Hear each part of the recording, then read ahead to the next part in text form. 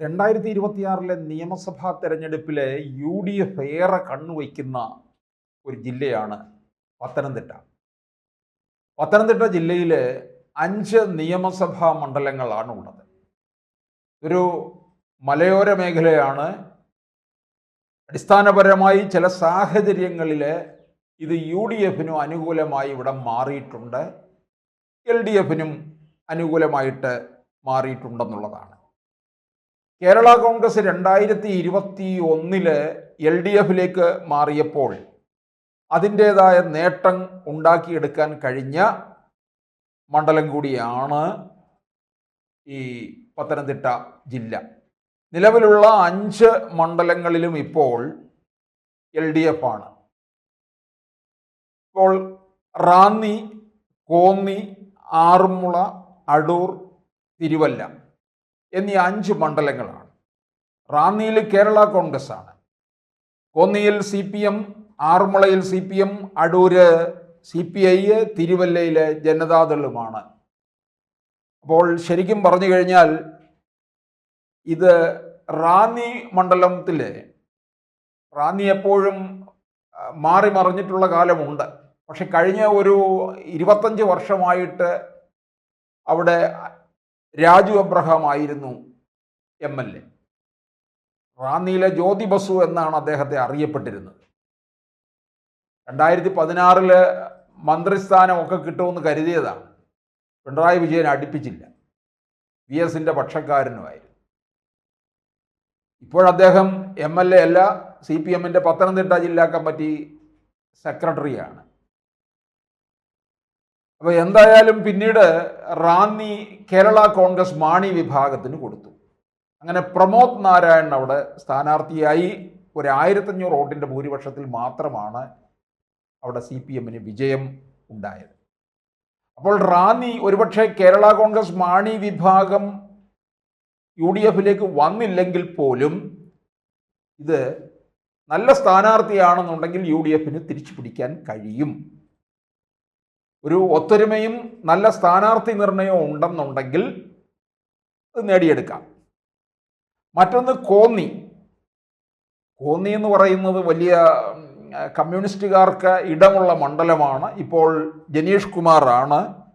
പക്ഷെ കോന്നിയിൽ മുമ്പ് അടൂർ പ്രകാശ് ആയിരുന്നു MLA ആയിരിക്കുന്ന സമയത്താണ് അദ്ദേഹത്തെ വിളിച്ചുകൊണ്ട് പോയി 2019 ആറ്റിങ്ങൽ പാർലമെന്റ് മണ്ഡലത്തിൽ മത്സരിപ്പിച്ചു.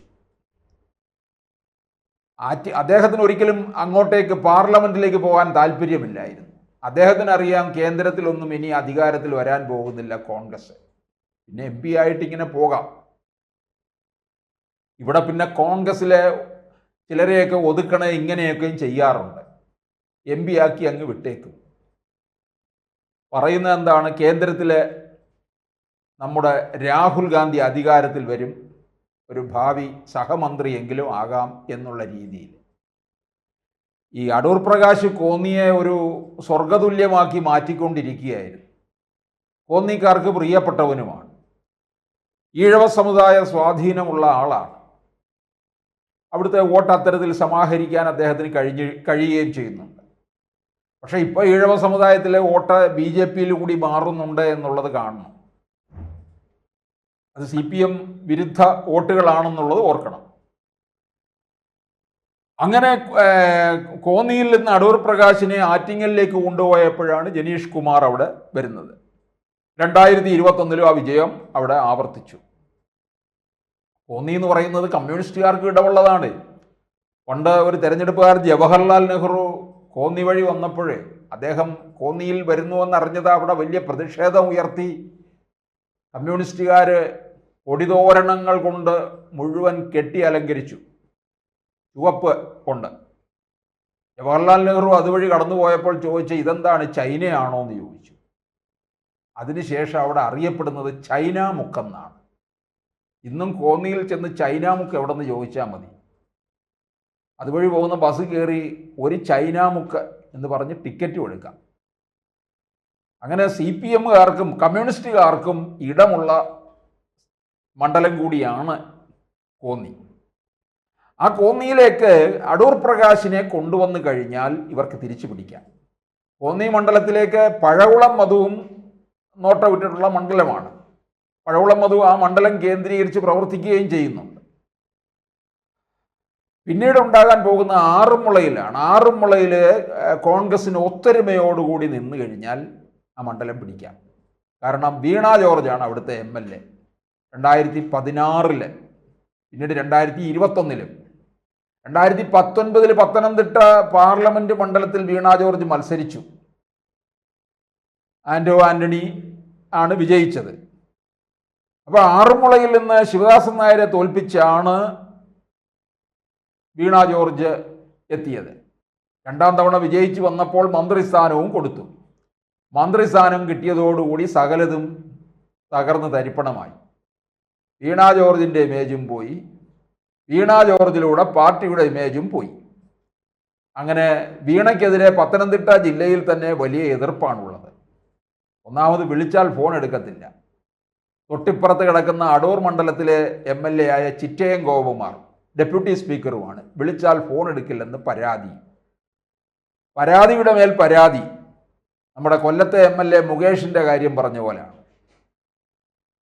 അങ്ങനെ വീണ ഒടുവിൽ മെഡിക്കൽ കോളേജും വീണ് കഴിഞ്ഞപ്പോഴത്തേക്കും വീണയുടെ ഈ കപ്പലിന് കപ്പിത്താനുമില്ലാതായിരിക്കുകയാണ്. അങ്ങനെ ആറന്മുളയിൽ കോൺഗ്രസ് നല്ല രീതിയിൽ 19,000 വോട്ടിൻ്റെ ഭൂരിപക്ഷത്തിലാണ് വീണ ജോർജ് വിജയിച്ചത്. അടൂരിൽ ഭൂരിപക്ഷം കുറവായിരുന്നു ചിറ്റയം ഗോപകുമാറിന്. ഏതാണ്ട് 3000 വോട്ടിൻ്റെ ഭൂരിപക്ഷമേ ഉള്ളൂ. നല്ല സ്ഥാനാർത്ഥിയെ ഇറക്കിയാൽ, ഒത്തൊരുമയോടുകൂടി കോൺഗ്രസ് പ്രവർത്തിച്ചു കഴിഞ്ഞാൽ ഇവർക്ക് അടൂരും തിരിച്ചു പിടിക്കാം. പിന്നെ മറ്റൊന്നുള്ളത് തിരുവല്ലയാണ്. തിരുവല്ലയിൽ മാത്യു ടി തോമസ് ആണ്. മാത്യു ടി തോമസ് പൊതുവെ ജനകീയനാണ്. അവിടെ മത്സരിക്കാനായിട്ടൊരു നോട്ടമുണ്ട് നമ്മുടെ മുതിർന്ന കോൺഗ്രസ് നേതാവ് PJ കുര്യന്. ഈയിടയ്ക്ക് യൂത്ത് കോൺഗ്രസ്സുകാരുമായിട്ട് തല്ലുണ്ടാക്കിക്കൊണ്ടിരിക്കുന്ന. കാരണം എന്തെങ്കിലും തരത്തിൽ അവസാന കാലത്തൊക്കെ ഒരു മന്ത്രി പദവിയെങ്കിലും എത്തണം എന്ന് പിന്നെയും മോഹമുണ്ട്. തിരുവല്ലയിൽ നിന്ന് തിരുവല്ല കേന്ദ്രീകരിച്ച് പ്രവർത്തിച്ചാൽ മർത്തോമാ സഭയുടെ ആസ്ഥാനമാണ് തിരുവല്ല. അവരുമായിട്ടുള്ള വലിയ ബന്ധം ഇതൊക്കെ തനിക്ക് അനുകൂലമാക്കാമെന്നാണ് PJ കുര്യൻ കരുതുന്നത്. ജയിച്ചു വന്നു കഴിഞ്ഞാൽ മുതിർന്ന ഒരു നേതാവും വേണമല്ലോ മന്ത്രി പദവിയിൽ. അങ്ങനെ PJ കുര്യൻ അവിടെയും സ്വപ്നം കാണുന്നുണ്ട്. ഇനി കിട്ടിയില്ല എന്നുണ്ടെങ്കിൽ നമ്മുടെ KV തോമസ് ചെയ്ത പോലെ ഏതെങ്കിലും ഒരു സ്ഥാനത്തിരിക്കും. KV തോമസ് അധികാരം കോൺഗ്രസിൽ നിന്ന് കിട്ടാതെ വന്നു കഴിഞ്ഞപ്പോൾ പിണറായിയുടെ ദാസ്യനായിട്ട് ഡൽഹിയിൽ കഴിയുന്നില്ലേ, അതുപോലെ.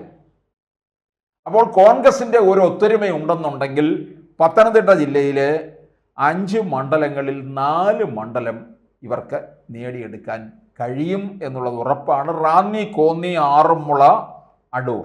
തിരുവല്ലയിൽ മാത്രം അതിശക്തമായ മത്സരം നടക്കും.